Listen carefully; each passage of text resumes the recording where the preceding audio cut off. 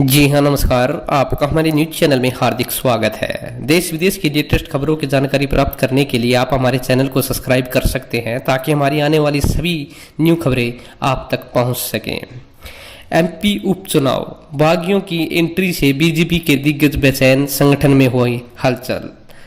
मध्य प्रदेश में कांग्रेस से बगावत कर बीजेपी दामन थामने के बाद अब चुनाव के नए सियासी समीकरण बनते नजर आ रहे हैं। कांग्रेस के 22 बागी विधायकों की एंट्री के बाद पिछले चुनाव में बीजेपी से किस्मत आजमाने वाले नेताओं को अपने राजनीतिक भविष्य की चिंता सता रही है।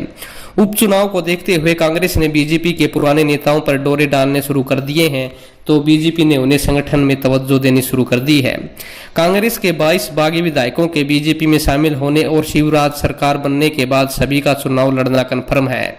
ग्वालियर चंबल संभाग में ज्योतिरादित्य सिंधिया के विरोधी रहे बीजेपी नेता अब खामोशी अख्तियार किए हुए हैं। जयभान सिंह पवेया से लेकर बिरज मोहन सिंह, किरार, मुदित सेजवार और राजेश सोनकर सहित तमाम नेता बीजेपी से 2018 में चुनावी किस्मत आजमाने वाले अपने भविष्य को लेकर पसोपेश में जरूर है। उन्होंने 1.5 साल पहले जिस उम्मीदवार को मात देने के लिए पूरी ताकत झोंक दी थी, अब उसके लिए वोट मांगते नजर आएंगे। कांग्रेस उपचुनाव के जरिए दोबारा में सत्ता में लौटने की उम्मीद लगाए हुए है। ऐसे में कांग्रेस उन भाजपा नेताओं पर दांव खेलना चाहती है जो 2018 के चुनाव में भाजपा के टिकट पर सिंधिया समर्थक तत्कालीन कांग्रेस नेताओं से विधानसभा चुनाव हारे थे। ऐसे नेताओं को साध कर कांग्रेस कांटे से कांटा निकालने की रणनीति तैयार कर रही है। इसके लिए कांग्रेस ने अलग अलग नेताओं को पिछले चुनाव में पराजित भाजपा नेताओं को साधने की जिम्मेवारी पर लगा रखा है। कोरोना की नजर बीजेपी के नेताओं पर किस तरह बरसता है, ये तो वक्त आने पर ही पता लगेगा। बीजेपी के जय भान सिंह पवेया पर है कि जो 2018 के विधानसभा चुनाव में कांग्रेस के प्रद्युमन सिंह तोमर से हार गए थे। सिंह बीजेपी से उपचुनाव में ताल ठोकने तो बजाय भगवान सिंह को उनका समर्थन करना होगा। ऐसे में कांग्रेस जयभान को साध कर अपने साथ मिलना चाहती है ताकि ग्वालियर सीट पर कांटे की टक्कर दी जा सके। ऐसे ही गुना जिले की बमोरी सीट से बिरज मोहन सिंह भी कसम में है, क्योंकि महेंद्र सिंह सिसोदिया बीजेपी का थामन दाम चुके हैं और उनका चुनाव लड़ना तय है। सागर सिंह जिले की सुर्खी सीट में जीतने वाले गोविंद राजपूत अब बीजेपी में है और उपचुनाव की तैयारी शुरू कर दी है, जिससे बीजेपी के सुधीर यादव के सामने सियासी संकट गहरा गया है।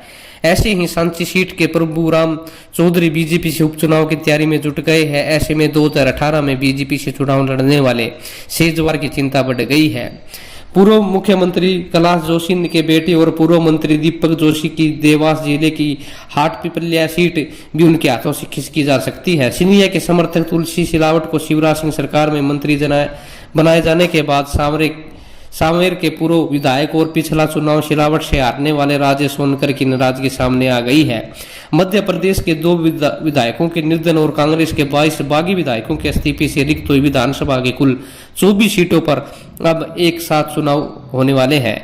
प्रदेश की जिन सीटों पर उपचुनाव होना है उनमें जोरा, आगर, ग्वालियर, डबरा, बेमोरी, सुर्खी, सांची, सांवेर, सुमावली, मुरैना, दिमनी, अमहा, मेहगांव, गोहद, ग्वालियर, पांडेर, करेरा, पोहरी, अशोकनगर, मुंगावली, अनूपपुर, होटपिपलिया, बदनावर, सुखवासर शामिल है। देखने वाली बात यह रहेगी कि उपचुनाव कब होते हैं। अगर कोरोना से सरकार पूरी तरह से कंट्रोल में कर लेती है तो इसी साल ये चुनाव अक्टूबर-नवंबर तक होने के आसार हैं। अगर ये चुनाव होते हैं तो देखते हैं क्या भाजपा अपनी सरकार बचाने में कामयाब होती है या एक बार फिर कांग्रेस पार्टी कमलनाथ को मुख्यमंत्री बनाने के लिए तैयार है। नई अपडेट प्राप्त करने के लिए आप हमारे चैनल के साथ बने रहें।